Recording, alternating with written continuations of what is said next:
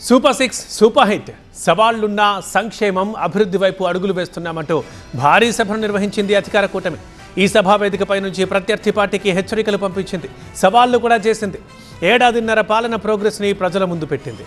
ఇక ముందు చేయబోయే పథకాలపైన క్లారిటీ ఇచ్చింది కూటమి.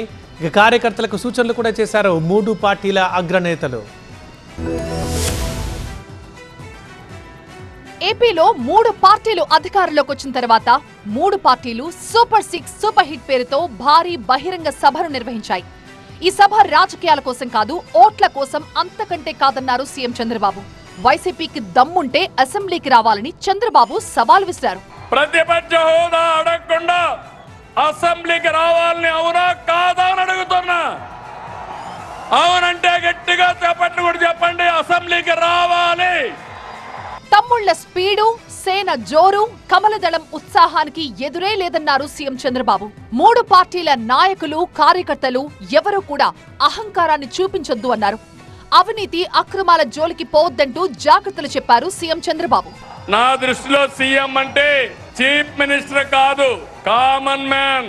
నేనే కామన్ మ్యాన్ అంటే మా ఎమ్మెల్యేలు కూడా కామన్ మ్యాన్ గానే ఉండాలి. అవునా కాదా అని మిమ్మల్ని అడుగుతున్నా.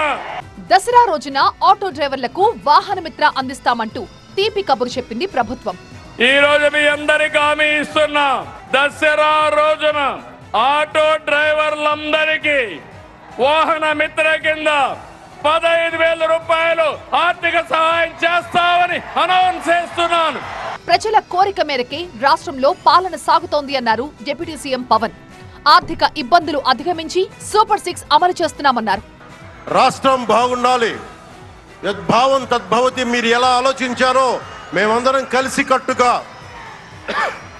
కలిసికట్టుగా పార్టీలు వేరైనప్పటికీ రాష్ట్ర హితువు, రాష్ట్ర మనం శ్రేయస్సును దృష్టిలో పెట్టుకొని ఈ రోజున మీ ముందుకొచ్చి ఇంత ఘన విజయంగా, ఇంత దిగ్విజయంతో ఈ సూపర్ 6 కార్యక్రమాన్ని మీ ముందుకు తీసుకొచ్చాం.